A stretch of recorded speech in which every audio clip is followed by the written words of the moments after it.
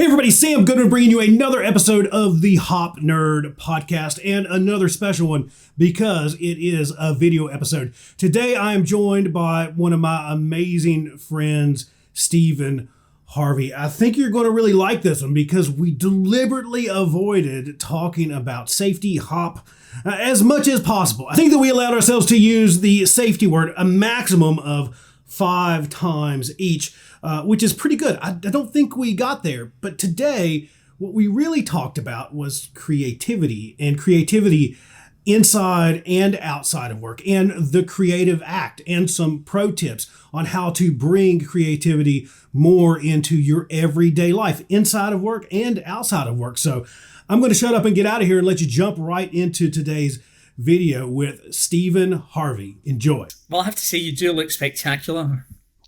I kind of feel a bit underdressed. If I knew you were going to come on like some kind of John Wayne, I would have put a hat on and my flannel jacket thing. Well, I think to acknowledge your compliment, I'm supposed to do this. I think that's the right move, right? Yeah, I did like yeah. You do like a little kind of that, right? I don't know. I'm from the city, man. I don't know any of these cowboy tricks. Well, so I technically live. I live in the Wild West nowadays. Where I grew up in the mountains, right? And then at some point, people along the way decided that they would adopt like Western clothing. I think it was like the Nashville influence, country music influence. But this was never a thing where I grew up, and it's not as big of a thing in Arizona as I think maybe in places like Texas or something like that. But it's when I grew up in Glasgow, they used to call it the Wild West. Hence the reason why I live in Australia now. That's a different kind of Wild West. Different kind, right? Yeah. Well, but as I was sharing with you as we were getting things set up, I had to put this on because I've been wearing it most of the day. Because I'm now, I'm supporting a country Western artist now, right? In their journey from safety to country music. So I've got to pull off the look, right? If I'm gonna do the thing. Well, I think actually music is a good way of getting your safety messaging across. Yeah. Like I've been using this AI product, and basically, if I've listened to a webinar or something, or I've been somewhere, I make lots of key points, and then I'll put it into the AI tool and say, create me a song in the style of, I love George Michael, right? I think it's pretty well known that I love George. So create it in the style of George, and it'll create it. Sometimes it'll say, oh no, I can't do that because of license details. But then if you go on Google and say, what is the genre of, I don't know, like George Michael or disco music or funk or Jamiroquai or whatever, any of those artists you like, and you put it into the AI tool, it'll create it. And then it's just brilliant. And I think it's a great way of shifting the message, mate. And, it's like something as you know, I'm pretty passionate about how we can change the way we get these messages across. So I'm all on that train of just trying to do something a bit different. I pity they're not all the same, but mind you, would we all want to be the same? Well, no. And so to kind of kick us off in that direction a bit, we're talking creativity today, and I guess creation and inspiration and kind of all those different things. My only rule for myself is to not talk directly, at least, about anything safety differently, hop, insert any of those things here during the episode. That's on me. I think you're going to do a lot better at it than I am, because I don't know. I just feel like I'm going to because it's mostly what we talk about, right? So do we hold each other cyberly accountable? I think so. I think if I say too much hop stuff, you should cyberbully me. I think that's that's what you should. Sam, that is not what we are here to chat about. But mate, I'm actually super excited to talk to you about this stuff, because creativity and innovation is just something that it's one of my highest values, mate.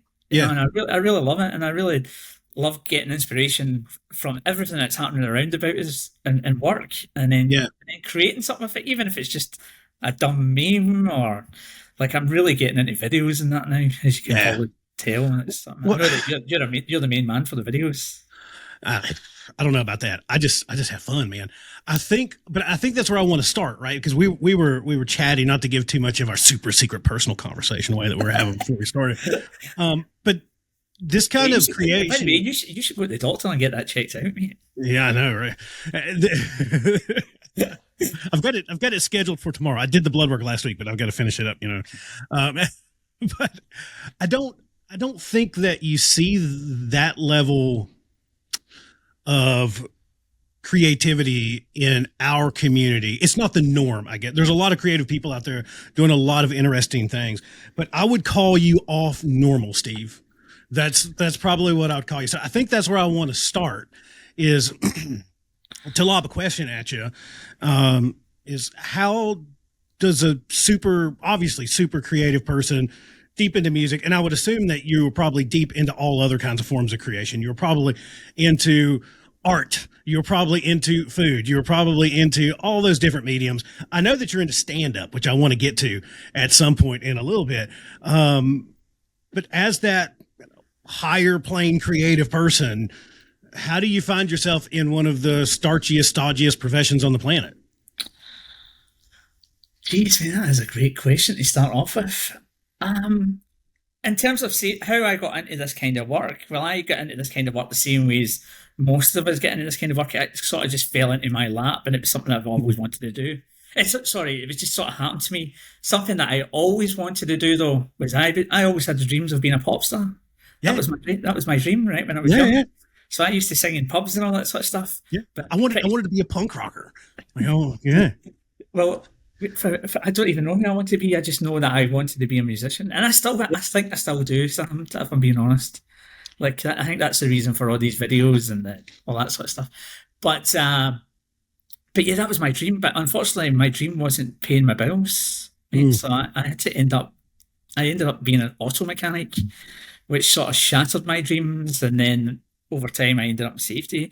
But it's just, to be honest, it's just really been the past few years that I've thought, how can we do something different here? How can I get my message across better? And really that's where it's come from. And obviously the tools to be creative, it's so easy now. You know, use some of these things, some of the software you can use. Even if you don't think you're creative, then you can you can get inspiration from others. You can get like you basically steal. And then your own spin on it. But yeah, mate, that's basically how I started to get into this stuff. It was just because I'm lazy.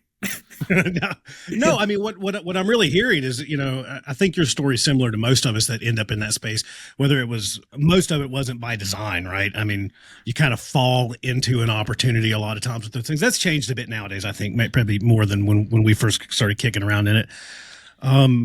But I think your story is really similar to mine, is that you kind of always had that piece there that might have even been the largest piece, right? That creativity, that creation thing that you want to be doing, whatever it is that you're working on.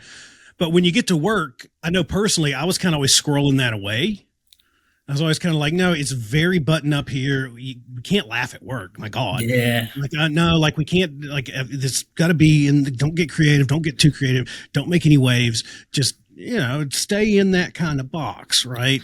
So what I'm really hearing from you is that you moved into that profession. You had your dream shattered by becoming a mechanic, as you put it, but you found your way into this profession. And then along the way, you rediscovered that bit of creativity. You rediscovered that kind of fire to make stuff and to make people laugh and to make cool stuff and all those, whatever, right? You found your way back to it. And then you found that, wait a second, I can actually do both of these things at the same time. And not only that, but become a standout because I'm bringing that bit of a creative edge into, especially a profession that's not known for its creativity.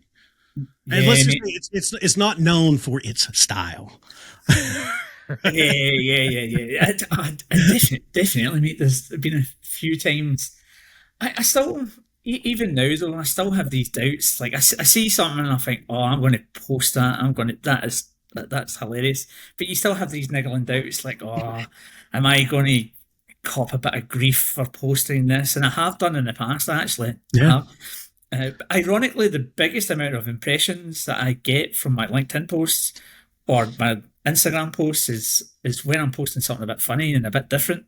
But Yeah. I've certainly had a few private messages from folk telling me that I should be taking this a bit more serious, and I just respond in kind, saying thank you for the feedback. I really appreciate it. But my sort of go-to rule, mate, is if it makes me laugh, Sam, then I figure it might make other people laugh as well. So that's why I sort of throw it out there and have a go. Well, I was having a similar conversation with myself the other day. So, I get up in the mornings, right? And based off of what I had going on the night before, work sometimes, I operate across time zones. As you know, we coordinated this thing pretty seamlessly, I might add. Let me do a, like, I'm not good at that. So I'm going to call that more luck than good. I think it's because you were excited to talk about something different, though. Well, I'm excited. Because I know I was. Because let me reprioritize that a bit. I'm going to say I'm excited to talk to my buddy. And we're going to talk about something different. And somewhere between, I don't know, this one might be above talk about something different, maybe right below, but I get to wear a badass cowboy hat while I'm doing it. So I don't know, buddy first, but those two might, change up somewhere kind of down along the way. But I was walking on the treadmill the other morning, and I was joking because I do have this. I pulled this out of the closet. I had to buy this for a wedding at some point. That's Arizona problems. It was mandatory to attend the wedding. But I pulled this out of the closet because I'd been recording those stupid parody country western songs, right? And for folks that haven't seen that, it's about Safety Man Daryl, and he's a safety guy, and he's wanting to, bridge over into becoming a country western troubadour. That's like he's ready for it, right? And it is just that like corny, cheesy American pop country, barbecue stains on my t-shirt, driving a John Deere tractor kind of style of country music. But I'd recorded some of it, and then I was on the treadmill the other day, and I just recorded another one where he's kind of that alter ego, right? It's the kind of the opposite of where most of us think around safety. He's like that guy, right? He's like the sore thumb sticking out, and everybody trying to do things a bit differently. I just made one about the cop romper, right? Where if you're ever in the field and you need to quickly change from your work clothes into your police uniform, your safety cop uniform, cop romper, right? But I'm on the treadmill the other morning. It's like 6 a.m, right? And this is going to sound super corny, but I get my coffee. I'm on the treadmill. I'm walking. I've got a flip chart up across the garage. Like my treadmill's in the garage. It's across from it. And I write stupid stuff on it, when things come to mind. Mm-hmm. Usually like those generic inspirational quotes of the day when I'm feeling a little blue or something like that. Apathetic affirmations. Yeah, here you go. Yeah. Why try? You just suck anyways, right? I love those things. Those things me too. You failed miserably, but you always do. Right? That's like one of my favorite Instagram pages ever. But I'm sitting there thinking, and I'm like, man, I don't know. Like, I'm really comfortable putting this stuff on Instagram. I'm really comfortable uploading this stuff to YouTube. But then I'm sitting there thinking, I'm having this dialogue with myself in my head. I'm like, I don't know. Is this a bit too far to some of that conversation you were just having? Is this a bit too far for stuffy old LinkedIn, right? If I put up this video of Daryl yelling at me dressed as a woman, for those of you that don't know, because she's rocking around the Christmas tree and he screams at her because she needs to be doing a risk assessment first and slowly walking around the Christmas tree instead of rocking because that's unsafe. And it cuts to cop romper, or it cuts to Daryl singing about the Safety Man song, right? Is that too far, right? Is that too far? And it just kind of hit me all of a sudden. And this is, I'm not the person for people to take advice from, but if I were to plant something in your brain, at least the thing that came to me was that, excuse me, but fuck it. Just full send, fail, hate, whatever, blood and guts on the sidewalk. If you're happy with it, just full send. If it made you giggle, just full send. Who cares? People that are going to get offended, they're going to get offended by anything that you post. They're going to get offended because it has nothing to do with what you post. They just are going to get offended by everybody. Yeah, I've got better at that, mate. Like in times that I would have posted stuff in the past and then just went, oh, do you know what? I'm just going to delete that. Yeah. Me too. But you put it on Insta and it goes gangbusters. Yeah. But I had this one, this apathetic affirmation, I call them, and I've got a whole heap of these. In fact, I've only ever posted one on LinkedIn, and it got a massive amount of like impressions and shares and comments and that stuff. But I kind of, I was like, oh, because of this sort of negative feedback I was getting from the messages, I was like, I wonder if I should do that again. But they're so good, mate. They make me chuckle and laugh. So I'm going to definitely, maybe like New Year's resolution, throw some more of them up. I'm definitely going to put them on the YouTube channel that I've got now as well, and just and you know what? If it generates a conversation, positively, negatively, whatever, let's go for it. But most of the time, like the feedback is amazing that I get from this stuff, and it must be the same for you, as well, mate. Well, that's what I was going to say. I'm curious about your note taking, though, Sam, because I know for me, and this is important for everybody listening, by the way, like if you don't write that down right away, those ideas, you're losing them. I promise you. I've had stuff that I thought this is going to get me to the Edinburgh Fringe Festival, and I've clean forgotten about it. So now I never use my phone and use like my notes and all that sort of stuff. Yeah, there's a couple things here, because I am a scribbler, I am a journaler. I write a bunch. There's always like 16 Microsoft Words open with like all kinds of stuff scribbled in it. But I think the thing that I found, especially tying it into creation, right? There's always something that stuck out to me. I think it's from Stephen King. And his quote was, somebody was asking him about, your notebooks, like when you write, like, where do you put your ideas and what do you do with it? And his response was basically this: your notebook is where great ideas go to die. So if you really love it, if you really think it's like the best idea ever, why are you waiting? Right? Why are you waiting? And that like set my head on fire at the time, because I'm and I still do it. Don't get me wrong. This is not saying you should not write stuff down in notebooks. This is not saying that, oh man, I've got like 14 meetings today, I probably can't do this right now, I'm going to put this over here on the post-it and I'm going to do this one tomorrow. It's not saying don't do any of that stuff. That's not what it's saying. But his real point there really stood out to me. It's the reason why last night. So like I was talking about Daryl and his stupid song. I literally recorded that last night between the hours of 4 and 7 p.m. because I'm like, he needs to sing a country song. He needs to sing a country song. And so I posted it literally at the time of recording. I posted it today, but it hit me at like 4 something. I'm sure Jarrell loved this, that he's like sitting out here. I've got the door locked and I'm like, on here in the recorder and playing with auto tune and screaming these stupid song lyrics into this microphone. And then out in the garage on the green screen wearing a romper. Right. You've got a good voice, mate, I have to say. That's the auto tune. That's all the auto tune, just to let you know. And everything's funnier with auto tune, right? Like you got to throw a little auto tune on it. But yeah, I think for me, I journal and I plot and I plan a bit. If I have some really cool ideas, a lot of places where I'm putting them now, I get those like airport enlightenments, where I'm like, oh, because you're stuck in the airport. So notes like on my phone, I put lists like when I'm thinking like, okay, what videos? Let me come up with 20 ideas, and then from that I might pull out 5 that I really like, right? And then it's not that the others go on the trash heap. They're just not right now moments. It's just like, these are kind of the same. I'll see that a lot where I have like 5 ideas, but they're all kind of the same thing.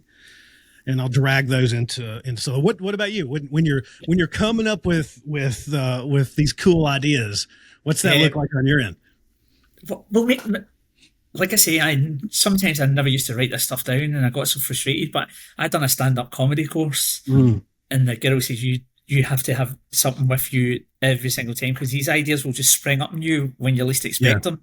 And now that I'm more attuned to this, that's exactly what happens. So if I go there's many times I've been to the gym, you might not think it, but there's many times when I go to the gym, I'll be on a treadmill or I'll be on like some kind of machine, and I'm like, oh, I have to stop.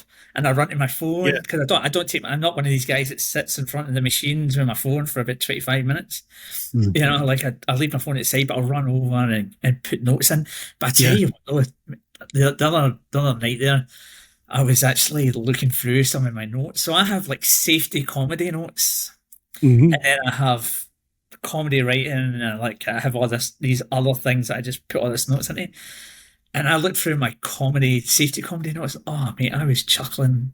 I was having a good chuckle to myself, and I was like, like, this stuff is great. So it's really good, even if you put I've had things in there that have been in there for a couple of years, Yeah.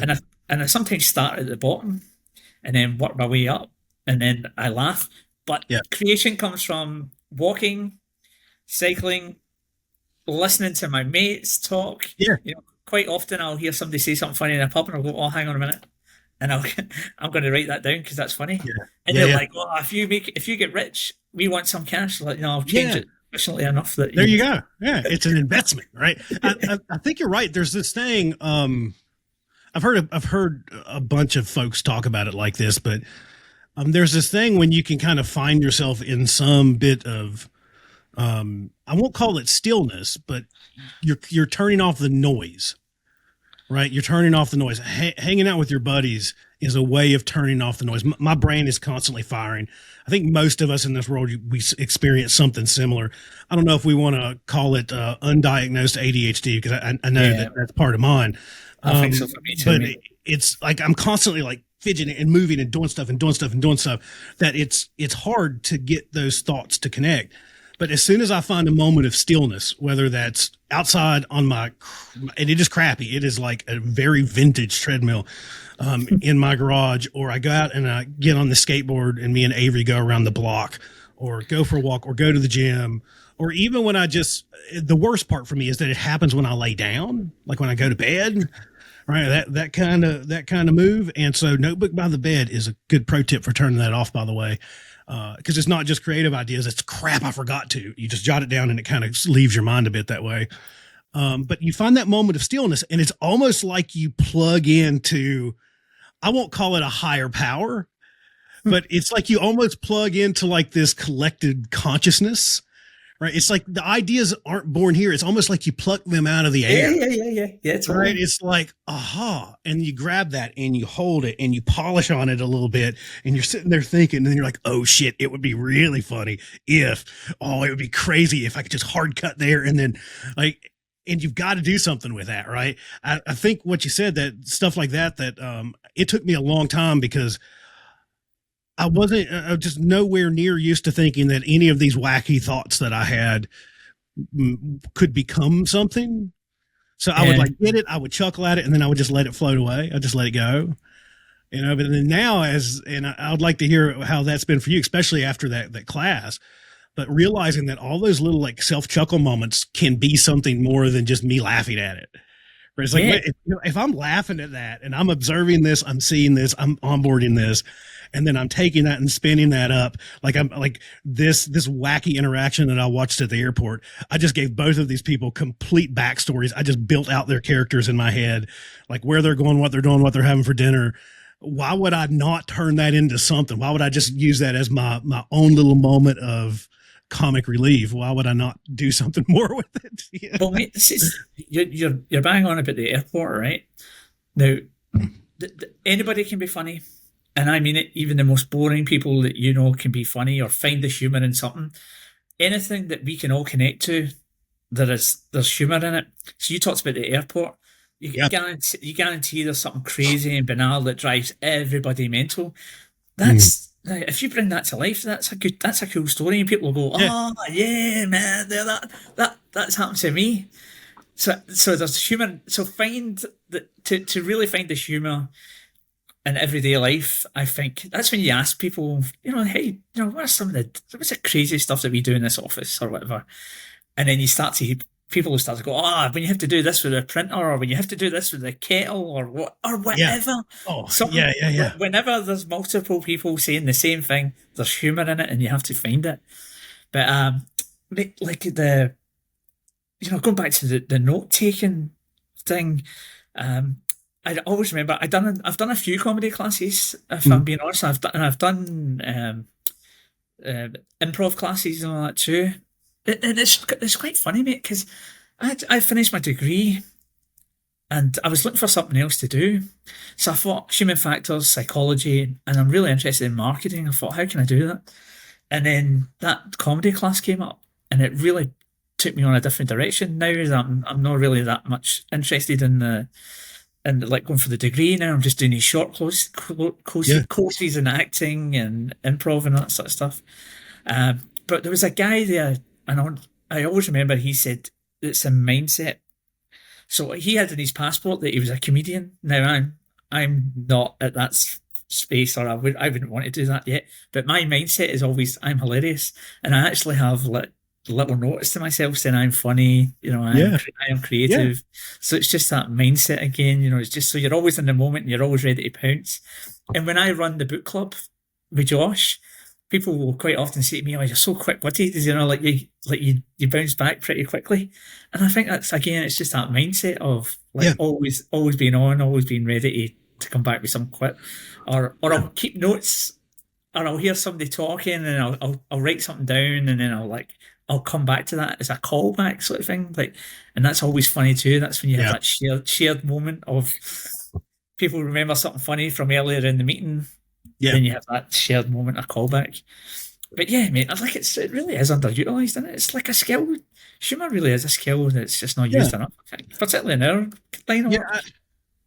I think that everybody can be funny. I don't know. I don't know if there's definitely, there's definitely people that I would say are kind of more born funny, right? They're kind of born for it.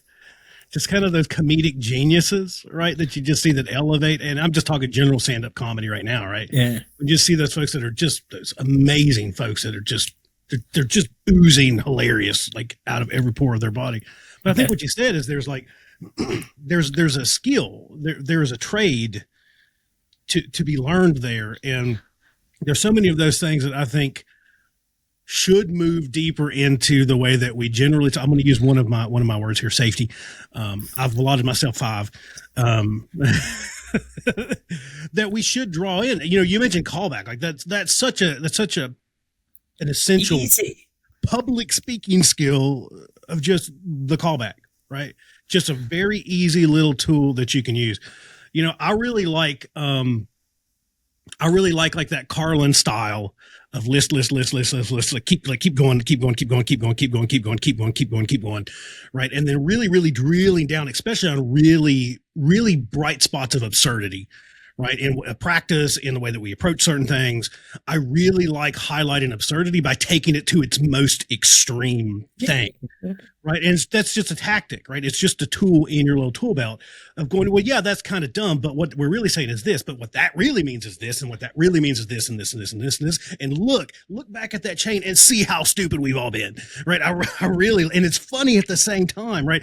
It's a way to have that really, really, really maybe painful conversation without being so painful, right? Making it actually, well, let's laugh at ourselves because that's really stupid. We did all that, but look at the way he talked about it. It's way funny. And it really brings it to light that, oh, wait, that's when we say that, that's what we really mean by that. That's kind of weird. Not good, but ha ha ha. Right? Yeah, and actually, do you know, mate, talking about, like being able to have conversations with people, I know I've been successful if I go into a workplace and I'm getting invited in and people say, hey, come and have lunch with us, or come and have and it's because I've been taking the mickey out of folk, or I've been using my humour to engage and connect. And that's why I think it's another important skill to have, just be human, man. Yeah. Let's be human. And sometimes we can be really guilty of just losing that human touch. Well, you said something really important.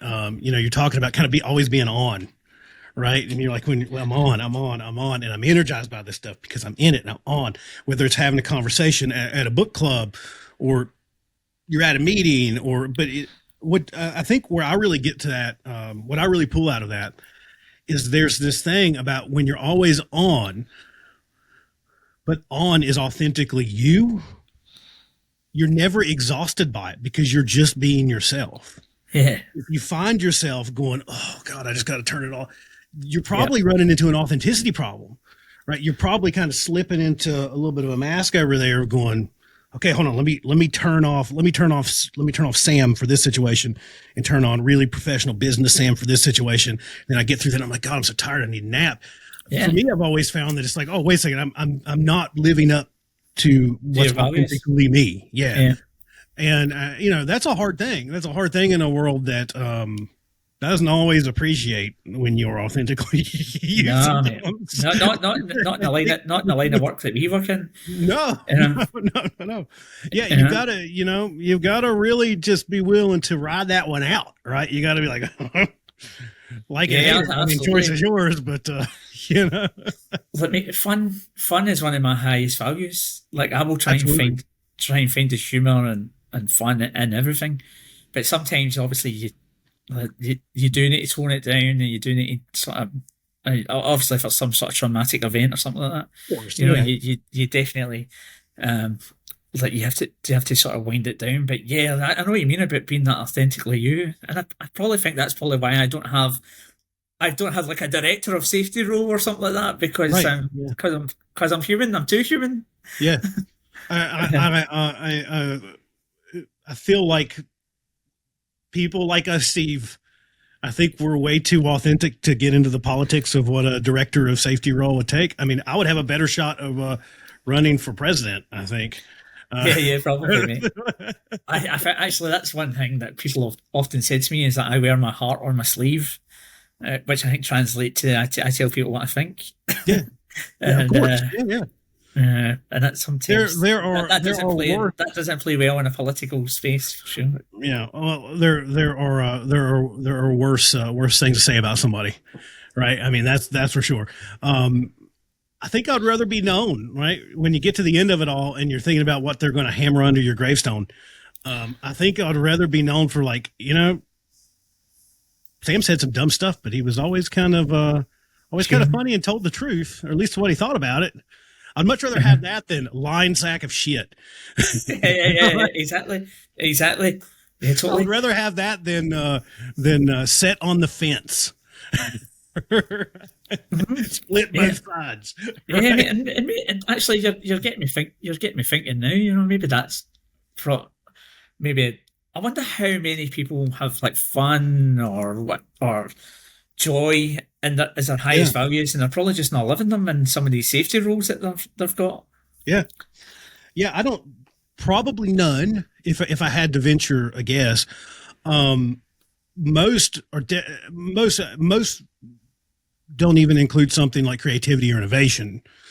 So I couldn't imagine that they would get so liberal as to say people should have joy at work. I'm sure there's somebody's going to send me a hate mail, be like, "Ours says that," and I'll be like, "Cool, send it to me. That's neat. I want to brag about it." But I've never seen it. I've never seen that, right? Where it's like, Yeah, hey, you know what? You spend a good chunk of your life here. Maybe you should smile a bit. That's yeah. kind of I mean, cool. I've We started value that. because now I've really started tapping into it, like I have actually seen using some of these comedy tools work for me. So now I'm reading up on it now, and now I'm Yeah. researching it, and I'm constantly listening to podcasts. I follow people now on LinkedIn, and yeah, like I'm surprised that more organisations don't tap into this. But I just kind of feel it's a work that we do, mate. That Yeah. I've actually had this conversation with someone before, and they said you don't take it seriously, and I was like, I totally disagree. Like I do, I don't take that. I don't take the rubbish stuff seriously, That's what I was but going to say. fatality prevention and serious risk, and I'm all in. Well, I think there's something to be said there that because I'm with you.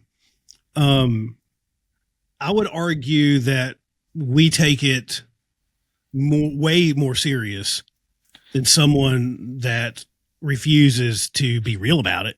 Mm. Right. I think that pretending that serious means suit and tie proper, that's just a ridiculous argument, that because the way that you talk about it isn't wearing a flannel shirt and a cowboy hat and talking about comedy, talking about creation, just because you do it in a suit and tie and, put fancy pants corporate logos on stuff. How does that make it any more serious or less serious than the conversation that we're having right now? I don't think that it does. Right. That's, to me, and this is just where my brain goes back to, how you get over some of that fear. Cause there is fear. I have a ton of fear and stuff that I post. How you get over that is, it's just like, well, wait a second. That's just somebody being a judgmental asshole.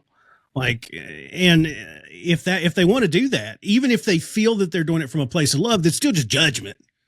right? It's just judgment. And if you Or put yourself jealousy. into the world, you are going to be judged. It's just how it is. The good, bad, in between. I think that we've taken it too far, especially in the corporate world, with this idea of like feedback is always a gift. Okay, it's always a gift. It doesn't mean it's always valid though. Right? We take any bit of feedback that comes into us. Oh, they didn't like it, or oh, they really disliked it, or they told me that it wasn't good, or it's just somebody's opinion. That's all it is. And I think that goes back to that idea of when you create stuff, you should never. And this is not coming from my brain. I shared with you when me and you were catching up before that one of my favorite books over the past couple of years has been The Creative Act by Rick Rubin. And a piece that really, really stood out to me. There's a lot of it's a very quotable book. So if you're looking for a place to get really, really, if you need a reservoir of hippity dippity fancy sounding quotes, that is the book. But he was talking about how the last person that should be on your mind when you're creating something is your audience. That is the last person that should be on your mind, because if you are creating something based off of how you think people will react to it, you are being unauthentic, period. If you are creating something for someone else, that is the definition of unauthenticity. We know what you're trying to say. We know what you're Too much coffee, man. Jesus, I'm getting pumped. But you are not being real at that point, right? Yeah. So if you are creating something because it brings you joy, because it makes you chuckle, and you are putting all that you have to put into it, and you are creating it with good intent, whatever, you are going down that path of like, this is mine and I'm proud of this. The audience, whoever you're putting it out in the world for them to view, they should be the farthest removed from your mind during the act of creation. You can use the audience afterwards as a tool. Yeah. But that's not who you're doing it for. And I think that's the struggle that it's not just our profession. I think anybody that's creating stuff, that's a trap that I would fall into, of like, oh man, I would have a couple people pop to mind and be like, oh, they're, it's like, well, wait a second. I'm not doing this. I'm not doing this to please them. Like, I'm not going out looking for approval. That's not what I'm doing. Right. And you just have to put that clean break somewhere there if you're going to be making stuff. It is hard, mate, though. That is hard. Like I say, it's funny, I was looking through my Instagram yesterday, and I found it yesterday. Do you remember George W. Bush, the guy threw the shoe at him? Yeah. Right. Well, I made a video of that. Iconic moment of American politics. Yeah. Well, I'll have to send it to you. I don't know if you saw it, but it's a couple of years ago I made this video, and I had it yesterday, and I was like, oh, I wonder if something like this would go on LinkedIn. I was just like, nah, do you know what? Nah, I'll just leave it off. Because it was something like when the safety team come in and talk about Triffer, and the guy's throwing the shoe at him. But there is some stuff that I tell you what I've started doing now on LinkedIn to try and be, I call it safer. But I've got some clips with my dogs, and like the dogs are trying to deliver the safety message, that sort of thing. And so that's kind of, and I've showed a few people and they're like, oh, that's cute, that's funny. So it's creating that connection. But mate, I always remember, like in 2018, I was in Sydney and I had the honour to go and see Brene Brown. Yeah. And she talked about, back then she was talking about AI. Yeah. And she was like, AI's coming, AI will take some of your jobs, but what it won't do is replace connection, humour, those sort of things, authenticity. Yeah. AI is having a red hot crack at humour and comedy. I can tell you that, but I still don't think it's going to replace us as having conversations like this. No, and, but that's something that's always stuck with me, mate, and that's why I've always sort of thought, right, how can I improve myself? Yeah, I'd seen something today. I think it was today when I was kind of doom scrolling, trying to unplug my brain for a minute earlier in the day. I think it was a Mad TV. Did you see that? Have you seen that yet? You should check it out. It's a Mad TV cover talking about AI. And it's basically a hand with, it's just an artist drawn hand with two middle fingers up, right? So there's an extra finger. And it's like, at least our artists can count how many fingers are on hands. I don't know that AI can get to that point of self-awareness, right? Where it's like, okay, I'm going to, as an artist, hand sketch this, paint this hand with 6 fingers, with double middle fingers up, given the FU to AI, right? I'm with you. I don't know that it can do that, right? Or that it ever will. I don't know that it has that level of human experience, even if you're plugged into the full collective. I'm not to get too deep into the AI subject, I guess, which I think we should talk about it as a tool. Yeah, It yeah, is yeah, an awesome absolutely. resource, I do use it a lot, mate. Yeah. but I don't know that, I've never been like the AI's coming for they took our jabs, right? I've never been the AI's coming for us kind of person. I think it's handy. I think it's useful. I think when you think about it in a business perspective, it can introduce a whole new unexplored bucket of risk, which I think is interesting because it's decision-making models and all those different things that are plugged into everything that we touch nowadays, right? I mean, basically everything has some level of AI-driven something. This program that we're using right now to record this, at the end of it, the clips that people will see will be completely constructed by AI, but I'll still go in there and it'll give me like one or two good ones. And then half of the half of the cuts are gonna be like, why did you cut there, idiot? Yeah. Half of the cuts are going to be like, why did you pick the most boring thing where Sam and Steve were talking about AI, right? It's going to pick the weirdest things. And then the subtitles, the captions are going to be kind of weird. It's going to be like, I didn't say meatloaf. I said, cup of water. Like, this is ridiculous. Right. So I think it's a really useful tool, but I don't know that I've never seen something where I'm like, oh, wow, AI really generated a piece of something that resonated deeply with my soul. Right? It just doesn't. Well, not had that experience. I think I might change your mind pretty soon. I'm not going to release it yet. I'm going to wait to. We're obviously. I'm going to wait a few weeks, and I'm going to release this video that I've got, and it's going to be cool. And hopefully I'll change my mind. But can I say how I use AI when it comes to the experience? Before you do, I want to ask you a question because I don't want you to say what that is. I want you to save the mystery for people out there. So if you're not following along with Steve, you better go follow because something big's happened. He might completely blow my mind on AI and change it. But the follow up question to what you just said is how much of that was still built on the back of your creativity and your prompts and you stringing it together. So what I'm doing, Steve, is I'm bringing you right back to, it's still just a tool that without you, it wouldn't create anything that hits me in the guts. Right? Yeah. You're bang on. You're absolutely bang on. That's true. I mean, I use it is my ideas or I will build upon ideas. And maybe that's why I use AI stuff. Like I kind of use ChatGPT and I'll put in my values and all that sort of thing, and all that sort of stuff and what I like to do, and it's starting to replicate me.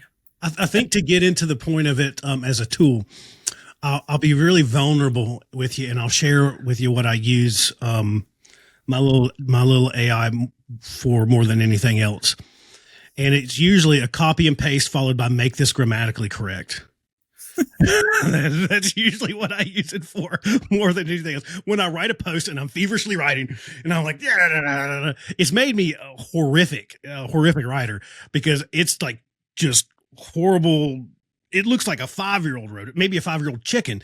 Like it's horrible. Right. And then I copy and paste it in there and it's exactly what I wrote, but it's just make it grammatically correct. And I'm like, oh, look smart. I look like I took an English class once or twice in my life. Well, you're not alone there, mate. I still write like I'm a mechanic. In fact, if I was handwriting, they'd be like, that's you gotta remember, Steve, I basically grew up in power plants. The only writing tool that I know how to use is a crayon. And it's not a sharp one at that, right? Like I just scribble with my crayons. It's like, yeah, totally. Well, that's how you do your risk assessments and all that sort of stuff, right? Yeah, and that's the thing. They're like those things in restaurants for kids menus, right? You get your risk assessment with a little pack of crayons with it.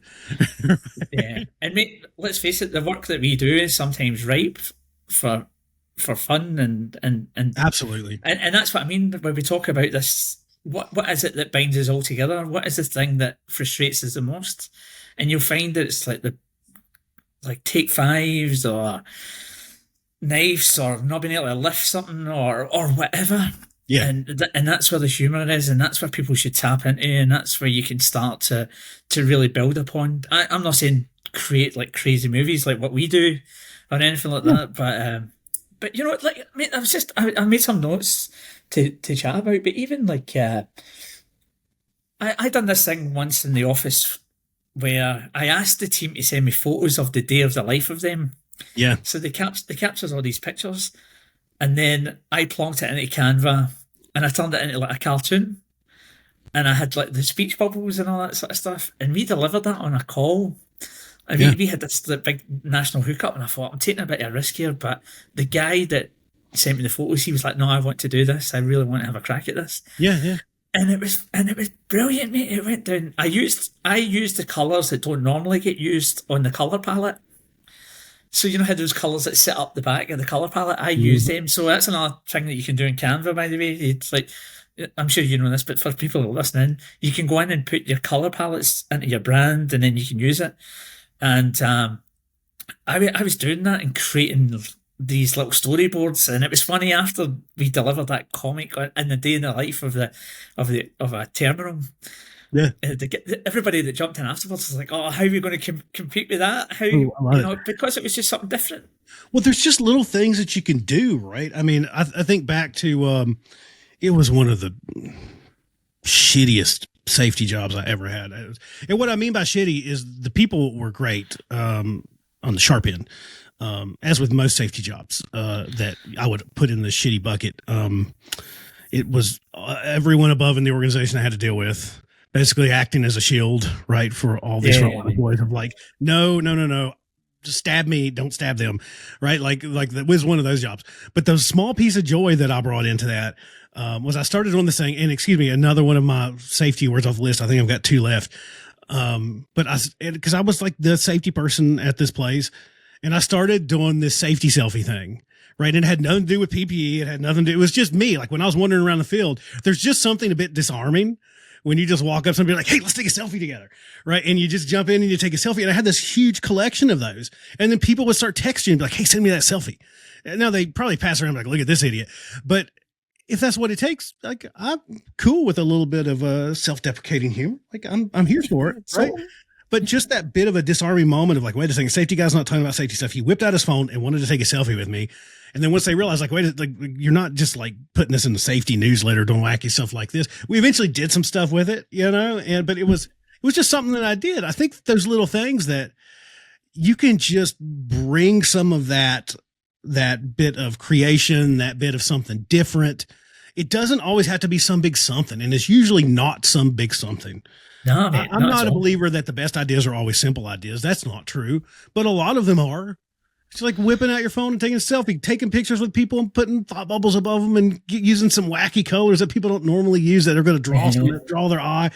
Like, I don't know, man, I'm going to rant here a bit, but I really struggle. I really struggle when people tell me, especially in our kind of world, and not just safety, but I would just say kind of the prim and proper world of the businesses that we tend to operate in. People tell me all the time, I'm just not creative. I'm just not artistic. No, I don't have that. I don't have that something.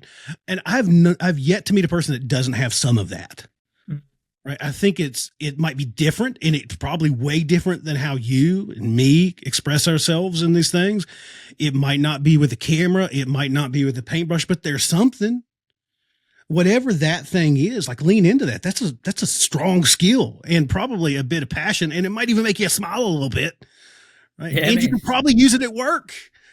Like it's just like find it and lean into it. I think that's where a lot of the fear comes from as well. I mean, people just like, oh, it's work. A lot of the time when I've done things, mate, I didn't tell people I was doing them. I just done them. That's what, same.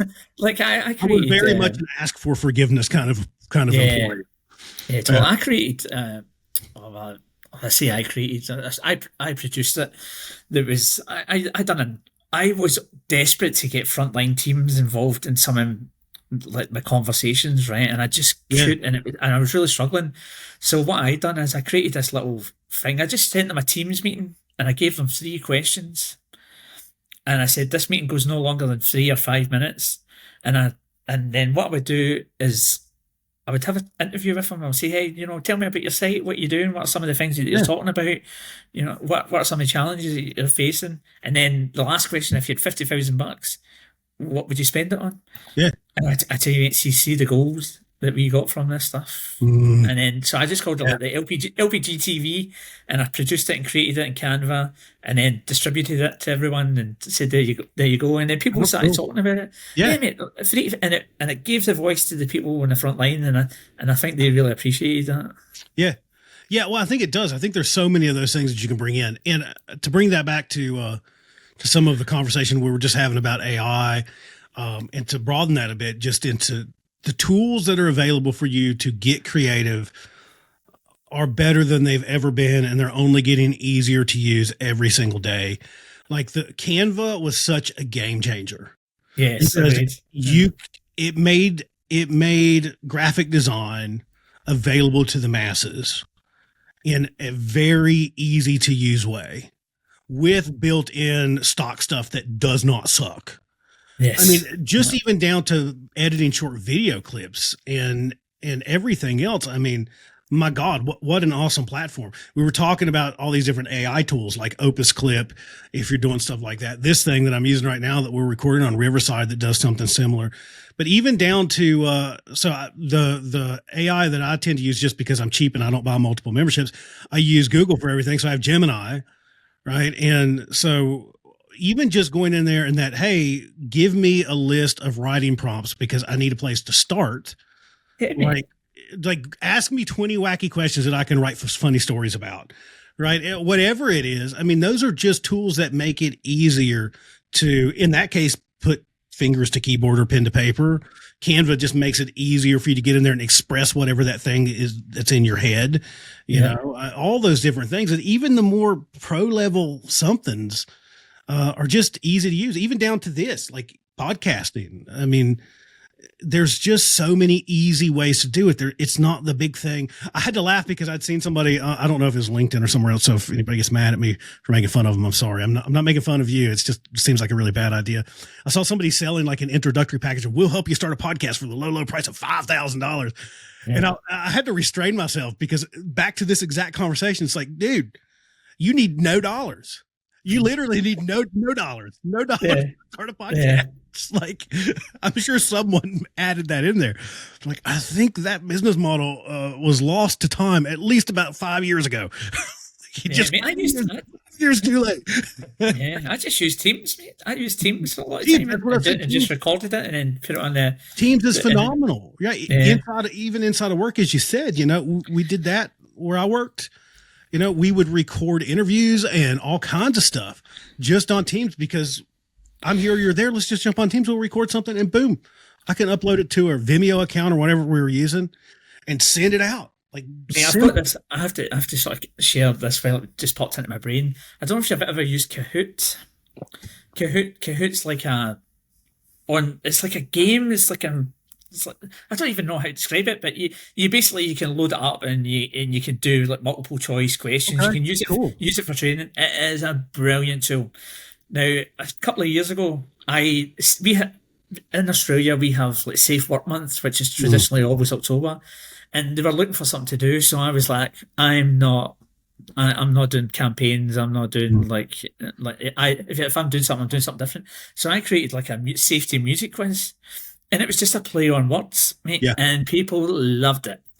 And then at Origin, where I used to work, they said, well, what can we do? And I said, well, I'll host a Kahoot quiz if we can. And we'll use like the safety policy. We'll use some of the stuff that we have around the place, you know, and we'll create a safety quiz from it.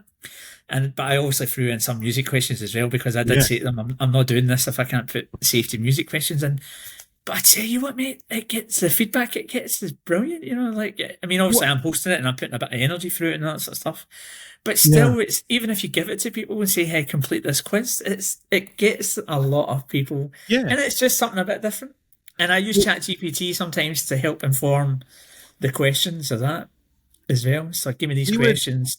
We had done some, you know, not to that level, but we had done that where we had pushed. It wasn't forced. You could choose not to do it.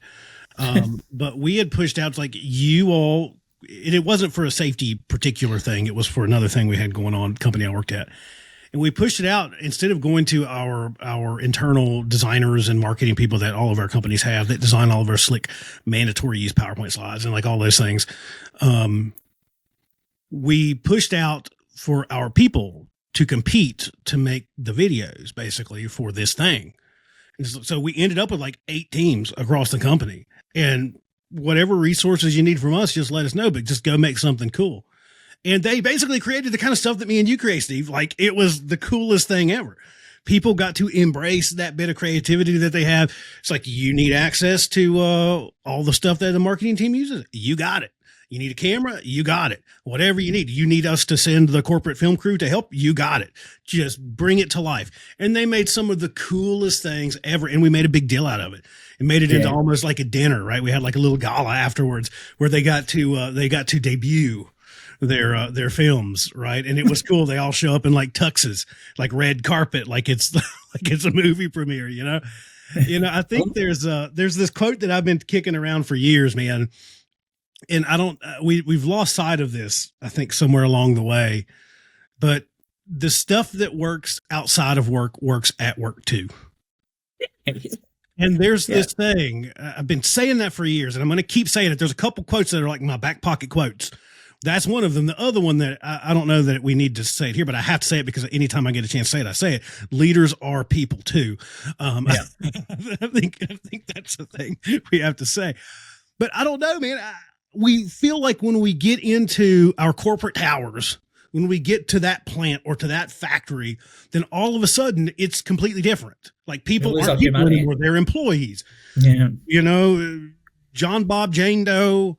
As soon as they walk through that gate, they become robots. Right? Come on, like the way people interact with each other, the way people onboard information, the things that they find to be valuable to them, the way that they discover information, the way that they like to find information and discover information, what that process looks like, all of those things. It just feels like we should mirror more of our work world to feel like not our work world, right? Yeah, it feels like we should be like, what do I do? Like, I don't know how to do that thing. You're a mechanic, Steve. I'm not. When I get out here trying to fix something on my old car, I don't pull out the old guidebooks anymore. I've got one in the back. I don't pull those things out. I go straight to YouTube because someone's made probably a really good and at least a little funny video about the problem that I'm having and how to fix it. When I don't know how to edit my video or to color correct a video in Premiere, I just go straight to YouTube, or I go, if I want to learn, I go to Wikipedia. We get to work though, and we're like, nope, here's your piece of paper and enjoy. Yeah, mate. Yeah. And even the way we talk with each other, the way we present, the way it's like we just have to get the buttons up and put on that corporate persona and be like, nope, I'm going to interact with you like this is like a letter from the government or something. Like, come on. Yeah, I suppose stay away. I suppose just before we sort of finish up our chat, I was just what you said there about we give everybody paperwork, we give everybody the same checklist, we give everyone the same procedure, right? And we learn differently. I remember I got to see a comedy show and people were howling, laughing at this guy, and I was like, this guy's terrible, this guy's rubbish. And then other people were laughing, and it really dawned on me, everybody's thinking preferences are different. Everybody has a different way of bringing of what they find funny, what they listen to, like all that stuff. But in the workplace, we give them the same. Here you go. Yeah. And how can we make that? Yeah. How can we make work? Well, how can we make work better, Sam? Hell, that's what I'm saying. Yeah. Well, so to get us towards the end here, to put a little cherry on top of our little ice cream sundae of creativity, I guess. I'm gonna kick you a question, and then I'm not gonna be unfair though, because I'm just spitballing this, and then I'm gonna kick the question back to me too. So, but I'm gonna make you go first because it's my show, and I'm gonna cheat. Okay, but you're gonna steal my answer, basically. Is that what you're saying? I'm gonna cheat because then I'm gonna get to hear you do it first. And also, you could have bloody prompt me with some of your questions. I wing these things, Steve. I winged them since the beginning, and that's not changing now. But the question is this, and it's really for anybody out there listening to this that made it all the way through us in our rantings about creativity and creation and inspiration and all those different things. What are three things that you would share with folks out there, that whether they're a self-described creator or artist or the opposite of that, what are 3 things that you would share with them to help them to get a bit more creative in their day-to-day life, whether that's at work or outside of work, or for the more creative folks to help them create more? What would be the 3 things that you would share? Right. Okay. Listen for the pain. Where you hear pain points in the office, you start making notes of that stuff. Yeah. Because that's where the humor is. That's where the connection is. Number 2, get yourself a notepad. And as soon as that idea comes in your head, you get it down.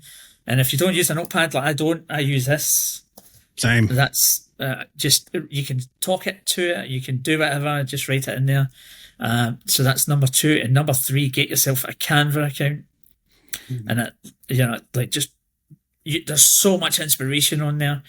And use Pinterest, like follow some of these meme sites on Instagram. Sam and I kind of follow, I think we follow the same people, mate, because I see you liking a lot of these posts. Yeah. But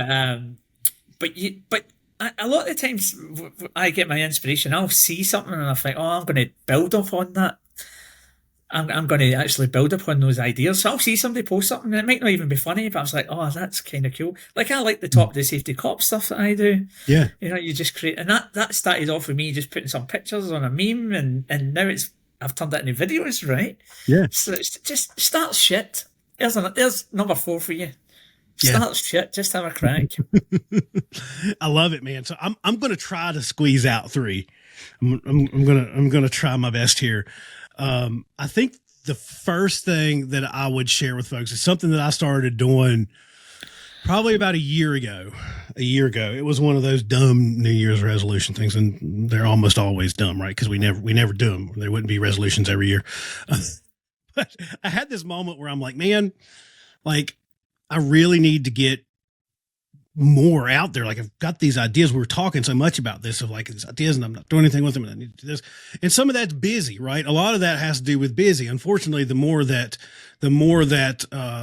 the business side of our life or the work side of our life takes over, it feels like at least that creative side depletes somewhat. There's a whole nother side story that I discovered. I don't think that's all that true. But the goal that I set for myself was that I will create something every single day. So that's tip number 1, is create something, engage in the creative act, to steal Rick Rubin's book title. But engage with it every day. And I'm going to tie this into another book, called The War of Art. Right. And if you've never read The War of Art, I think it's by Stephen Pressfield. It's a great book. And he talks about like the muse and like this thing. But really, if you get through this little thin book, the real point here is that if you're not sitting down prepared to do the work, the work's never going to get done. If you're going to write, you need to be sitting down in a place to write. You need to carve out deliberate time every single day to write, or to create a video, or to paint something, or to draw something. And so with my goal, I know this is a long answer, but with my goal, that goal of create something every day, I put no stipulations on it. How artistic of me, right? Create anything, something, doesn't matter. If it's writing one word on a Post-it note and that is your creation, that is your creation. If it's painting a picture, if it's making a video, if it's whatever that is, if I'm traveling and giving a presentation somewhere, if it's saying I'm scrapping everything that I normally say about that, and I'm going to freeball it on this answer. I'm going to approach this from a completely different way, and I'm going to try this line out, and I might fall flat on my face. That it doesn't matter. I'm engaging with the creative act. So number 1 is create something every day. Take that risk of creation every single day, big or small. And I'm going to tie that into the second part of that answer, is that carve out time deliberately to do that. You have to show up with that mindset of I'm going to do something. So don't just wait for the muse to come to you. Like, sit down. Because that's the thing that I hear from a lot of folks. It's like, yeah, but I don't have any ideas, or I don't know how to get started. Just sit down and stare at that Word document on your computer, or stare at that Canva page. Something will happen. The muse will find you. They will come to you. Yeah, and the creative angels will. Yeah, the muse isn't coming unless you're calling its name. Like, it's not just going to show up for no reason, right? And guess what? the best place to for the muse to find you, and if you're trying to do graphic design, is probably Canva. Sponsor us, Canva. That would be cool. But last, I want to share the thing about sharing your creation. Right, share it. Don't be shy. The world needs more people being just unapologetically bold and fearless and sharing stuff, even when they know people are going to judge it, even when they know people are going to try to shoot it down. Just share it. Just, to me, the thing that plays in the back of my mind, back to our conversation earlier, is just go full send. Like, don't hesitate. If you're sitting there thinking like, oh man, this might step on some nerves, you're onto something. Yeah, that's the entire point. That's the entire point. Right? That's the advice I should be taking more of. Me too. I mean, that's why I said I'm not in a position to give advice, just hard lessons that I'm still trying to learn. Yeah. But if you said, ooh, you mentioned it, if it's, ooh, this is a pain point. Ooh, this might ruffle some feathers. Ooh, you have discovered art. You are in the right spot, because anything that has ever been worth the canvas that it's painted on, the film that it's recorded on, the hard drive that it's recorded on, the Canva page that it was placed upon, anything that's ever been worth the time and effort and the materials that were used to construct it, it evoked emotion, whether hate, love, laughter. It hit people in their gut one way or the other. And that's how you know you're on something. So don't be afraid to just share it with the world. People are going to shit on it. People are going to say, look at that idiot, Steve. Of course they are. Of course they are. And what you got to do is just going to say, who cares? I created it. You didn't. It's out there. I love it. It's mine. I love it. That's it. Yeah. Those are three really long-winded answers. No, but I like it. I like it a lot. Well, so there's a call to action for everybody. Get out there and bloody create, and then tag me and Sam, and let's see what you're doing. Tag us. We need more cool things, especially my last one. I'm going to use it in the world of safety and beyond. That sounds like it's like a Star Wars movie, right? In the world of safety and beyond, on. But yeah, we need more cool stuff. We definitely can't use less of it. We need more of it. And so be vulnerable, share that stuff. And I think people would be surprised with how much it actually impacts people in a positive way. I agree. Love it, man. Well, thanks for being here, Steve. No, my pleasure, mate. Thank you. You're my hero, dude. Thank you. No, mate. You're my hero, mate. Look at that. Apart from that dodgy outfit that you're wearing.